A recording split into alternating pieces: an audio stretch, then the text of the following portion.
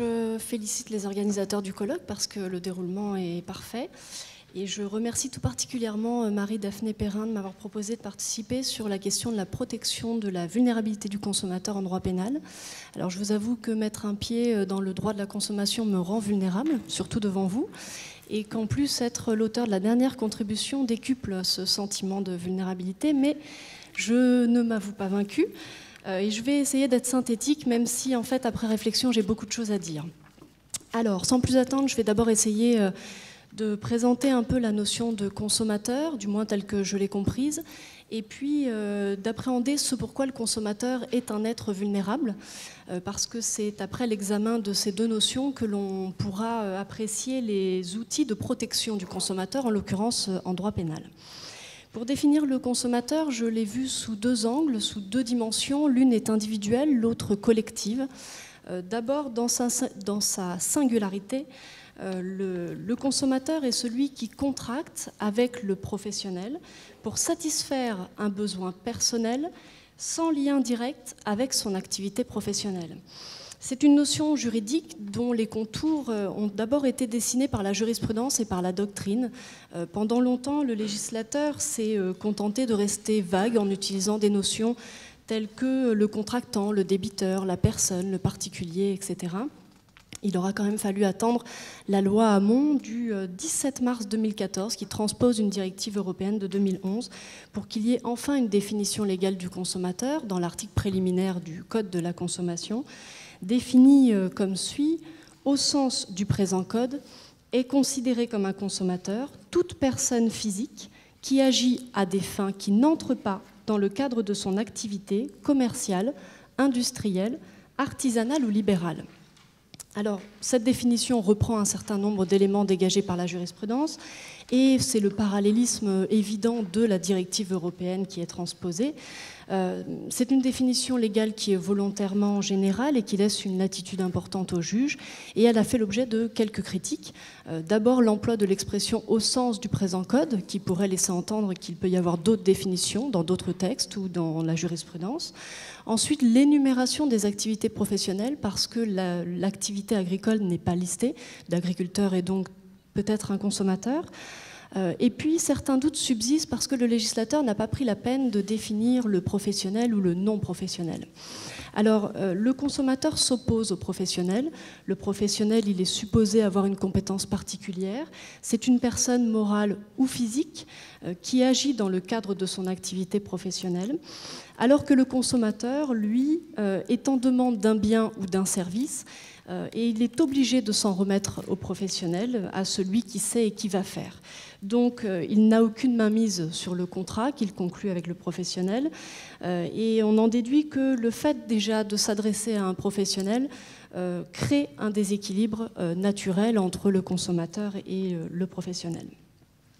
Cette distinction entre consommateur et professionnel n'est pas sans difficulté, notamment dans l'hypothèse où le professionnel agit en dehors de son activité.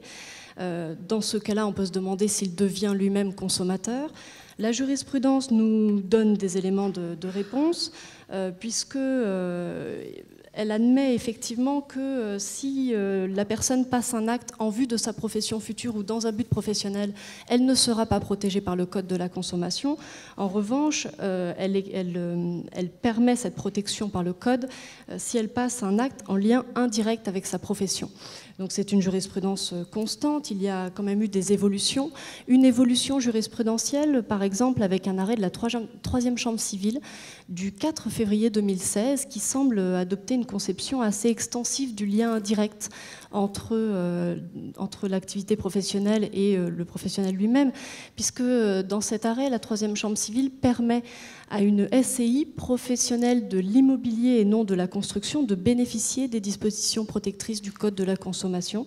Donc la solution est assez remarquable puisque la doctrine avait soulevé que la jurisprudence était assez sévère pour apprécier ce lien indirect qui donnait protection par le Code de la consommation. Une autre évolution, elle est légale avec la loi Hamon, puisque dernièrement, on a envisagé une protection à minima de certains professionnels, notamment les petits entrepreneurs, Ils sont effectivement protégés en partie par le Code de la consommation à deux conditions. D'abord, on tient compte de la taille du professionnel démarché. Il faut qu'il ait moins de 5 salariés. Et ensuite, on regarde l'objet du contrat, puisqu'il faut que ça n'entre pas dans le champ de son activité principale. Donc on déplace, en fait, on n'est plus sur la notion de lien direct ou indirect, mais on regarde si c'est son activité principale ou non. Alors ensuite, le consommateur se distingue du non professionnel. Ici, c'est une notion qui a été créée par la jurisprudence. L'idée était surtout d'utiliser cette expression pour viser les personnes morales qui, elles, ne sont pas impliquées donc, dans le Code de la consommation. La jurisprudence permet donc cette application aux personnes morales, et encore qu'en 2008 on trouve un certain nombre d'arrêts où il semble que la jurisprudence revienne plutôt sur la position communautaire qui revient à dire que la personne morale n'est pas protégée par le Code de la consommation. Néanmoins, la confusion demeure puisque la notion de non professionnel existe toujours dans les textes et la jurisprudence essaye donc de nous éclairer. A priori, la personne morale est donc protégée, mais sa protection n'est pas systématique, elle est conditionnée, là encore, par le fait que le contrat qu'elle souscrit ne doit pas avoir de lien direct avec son activité professionnelle. Encore faut-il donc pouvoir apprécier si la personne morale exerce réellement une activité que l'on peut qualifier de professionnelle. Maintenant, pour ce qui est du consommateur vu dans le groupe, dans la collectivité, la défense des consommateurs est d'autant plus efficace qu'elle est assurée par des collectifs qui veillent à la protection des consommateurs. C'est la raison pour laquelle les associations agréées peuvent agir en justice pour demander réparation, pour demander cessation de l'agissement illicite et pour se constituer partie civile devant les juridictions pénales. Les conditions sont d'obtenir l'agrément, d'avoir pour objet explicite la défense des intérêts des consommateurs et de subir un préjudice direct ou indirect, quelle que soit l'infraction qui est commise. Cette action par les associations de consommateurs, elle est intéressante parce que l'association n'est pas véritablement partie prenante dans la relation consommateur-professionnel et pourtant elles sont acteurs dans la défense des consommateurs. Initialement, il y avait l'action en représentation conjointe qui est une action groupée en réparation des préjudices individuels subis par plusieurs consommateurs et cette action vient d'être complétée par la loi Hamon avec l'action de groupe, donc, qui fait l'objet d'un chapitre maintenant dans le Code de la consommation. Alors rapidement, quelques mots sur cette action de groupe parce que c'est quand même un nouvel outil de défense du consommateur, parce que s'il est vulnérable dans son individualité, finalement, il devient tout de suite plus fort quand il est pris dans une collectivité. Le but de cette action de groupe, c'est de permettre à une personne d'agir en justice au bénéfice d'autres, sans que ces personnes soient nécessairement identifiées au départ et sans avoir obtenu un mandat préalable pour agir. Donc ça permet aussi de compenser un petit peu les obstacles et les difficultés que présente l'action en représentation conjointe. Maintenant, pour en venir sur la vulnérabilité même du consommateur, puisqu'on a vu un petit peu ce qu'on pouvait entendre par consommateur, il faut comprendre maintenant en quoi il est vulnérable. Bien évidemment, la notion de vulnérabilité ne prend pas le sens de l'incapacité ici, mais il est clair que le consommateur est assailli de toutes parts, qu'il est donc très vulnérable. La faiblesse du consommateur vis-à-vis du professionnel est évidente, inévitable, elle est même présumée, en fait, tout simplement. Elle peut donc même être momentanée. Cette vulnérabilité, par exemple, elle peut être liée à une simple situation d'urgence. Il apparaît également que la vulnérabilité du consommateur ne dépend pas du degré d'intelligence ou de connaissance de celui-ci et ne dépend pas non plus du nombre de consommateurs susceptibles d'avoir été malmenés. Donc on la présume assez facilement. Pour la constater, les juges usent de la méthode du faisceau d'indices, c'est-à-dire qu'ils apprécient si le jugement du consommateur a été altéré vu l'inutilité de l'achat, la répétition des achats, la précipitation, l'importance de l'engagement qu'a pris le consommateur et de peut-être la disproportion avec ses besoins et ses revenus, etc. Bref, certains ont proposé quand même de relativiser la vulnérabilité du consommateur, mais la tendance générale reste à la surprotection. On a donc le droit de la consommation qui est là bien évidemment pour protéger le consommateur, il est là pour équilibrer les relations entre professionnels et consommateurs.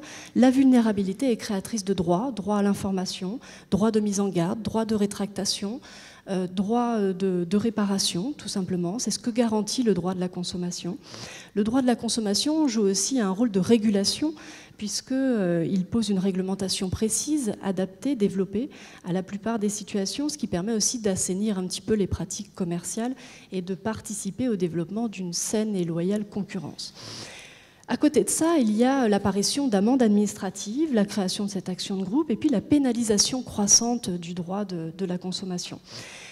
C'est là que se fait le lien tout naturellement entre droit de la consommation et droit pénal. Ce constat est d'autant plus évident qu'à l'origine, le droit de la consommation était un droit pénal de la consommation. Je fais référence à la loi de 1905 qui venait réprimer donc les fraudes et qui était une loi demandée par les professionnels à l'époque parce que les consommateurs n'étaient pas encore une catégorie juridique et les consommateurs avaient demandé qu'il y ait enfin une réglementation pour essayer de réguler la concurrence et éviter que certains professionnels rendent la situation trop favorable. Donc maintenant, il nous reste à nous interroger sur le rôle du droit pénal finalement dans la protection du consommateur vulnérable. Il intervient à deux titres, le droit pénal, d'abord pour ce qui est des incriminations, puisqu'il est là aussi pour créer un certain nombre d'incriminations propres au droit de la consommation, et ensuite il est là au moment de la sanction, donc pour réprimer toute atteinte aux consommateurs vulnérables. La vulnérabilité du consommateur, c'est donc d'abord un facteur déterminant certaines incriminations pénales. Le nombre d'incriminations en la matière est important. La vulnérabilité peut d'abord être une condition préalable nécessaire. Je ne prendrai qu'un exemple parce que c'est le plus illustre. C'est pour ce qui concerne l'abus de faiblesse ou d'ignorance. On vous en a parlé ce matin, mais on vous faisait référence au délit général qui est prévu à l'article 223-15-2 du Code pénal. Le même délit est incriminé également dans le Code de la consommation à l'article L122.8 du Code et suivant. C'est un délit spécial qui d'ailleurs existait avant le délit général du Code pénal. À la différence du droit pénal, ici, le délit en droit de la consommation est davantage créé pour protéger le consommateur du fait de sa particulière vulnérabilité. C'est en cela que la vulnérabilité est un élément préalable. Et il n'y a donc pas de limite dans l'appréciation de la vulnérabilité, des causes de faiblesse du consommateur. On retrouve l'âge, l'infirmité, la maladie, etc., dont on vous a parlé ce matin, mais il n'y a pas de limite. On peut aussi retrouver l'ébriété, le faible niveau d'instruction, voire même un état de faiblesse passager. Donc l'appréciation se fait au cas par cas et la logique ici en droit de la consommation rend l'appréciation de la vulnérabilité plus souple et plus large que ne le fait le droit pénal dans son délit général. Bien évidemment, là encore, la vulnérabilité du consommateur est tout de même nécessairement préalable à l'acte qui est incriminé et elle doit être apparente ou connue de l'auteur, comme c'est le cas pour le délit général. La vulnérabilité, c'est aussi un élément qui constitue tout un tas d'infractions dans le droit pénal de la consommation. Par exemple, je ne prendrai qu'un exemple, faute de temps, en matière d'information du consommateur, c'est une garantie qui est offerte au consommateur et qui a pour conséquence de créer un certain nombre d'obligations à la charge du professionnel. Cette obligation a d'autant plus d'impact que si le professionnel ne la respecte pas, il s'expose à des amendes, à une sanction financière. Alors on peut tout de suite relativiser l'efficacité de cette menace de sanction financière puisque la non-communication de certaines informations aux consommateurs ne peut entraîner une poursuite que si les modalités ont été préalablement fixées par arrêté du ministre de l'économie après consultation du Conseil national de la consommation. Autant vous dire que subordonner l'application d'une incrimination à une série de mesures bureaucratiques risque de la priver dès le départ de toute effectivité. Cela étant, si la volonté de tromper le consommateur est en plus caractérisée au moment où le professionnel n'apporte pas toutes les informations nécessaires à celui-ci, le manquement aux obligations devient un délit. Le délit de fraude ou de falsification, c'est un délit intentionnel et donc la sanction est d'autant plus lourde. Alors, je passe mes autres exemples, malheureusement. Tout ça pour dire que la particulière vulnérabilité du consommateur peut être un élément constitutif dans certaines infractions. Elle peut aussi être une circonstance aggravante au moment de l'appréciation de la sanction. Si cette vulnérabilité est parmi les éléments constitutifs, on aura adapté la qualification, donc la peine sera adaptée. Si maintenant la vulnérabilité du consommateur n'est qu'un élément supplémentaire sans lequel l'infraction aurait de toute façon été constituée, dans ce cas, on tombe dans le champ de la circonstance aggravante et on aggrave la sanction.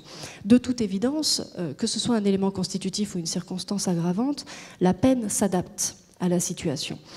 D'une manière générale, le législateur a tendance à renforcer les sanctions et à les diversifier.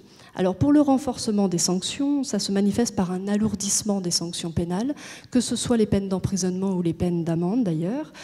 Par exemple, les pratiques agressives et les pratiques trompeuses sont désormais sanctionnées de manière autonome sans faire référence au délit de tromperie et elles encourent un emprisonnement de 2 ans d'emprisonnement et une amende de 300 000 euros Cet alourdissement d'ailleurs des amendes a été critiqué devant le Conseil constitutionnel, mais ce dernier a estimé qu'elle n'avait pas un caractère manifestement disproportionné. Le seul contre-exemple à ce renforcement de la sanction pénale, c'est peut-être justement l'abus de faiblesse, puisque l'abus de faiblesse consacré dans le Code de la consommation à l'article L122-8 a vu sa peine diminuer pour être harmonisée avec la peine prévue dans le délit général de 223-15-2. Maintenant, pour ce qui est de la diversification des sanctions, on constate aussi qu'il y a une systématisation des peines complémentaires pour les infractions pénales et on constate également une généralisation des amendes administratives qui viennent parfois se substituer aux sanctions pénales existantes. Et là, clairement, le droit pénal est un peu malmené par ce phénomène d'administrativisation qui vient en fait renforcer les sanctions administratives dès lors que le droit contractuel de la consommation n'est pas respecté. Alors, il revient maintenant pour nous de donner un sens en fait à cette sanction pénale en droit de la consommation.